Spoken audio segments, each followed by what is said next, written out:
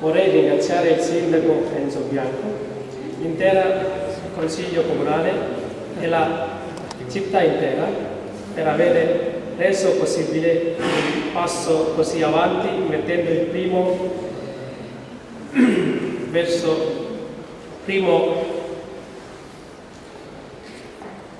tassello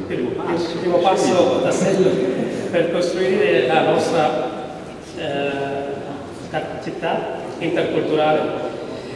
E mi sento la responsabilità di tutti e 8.000 extracomunitari di Catania, ma anche della provincia.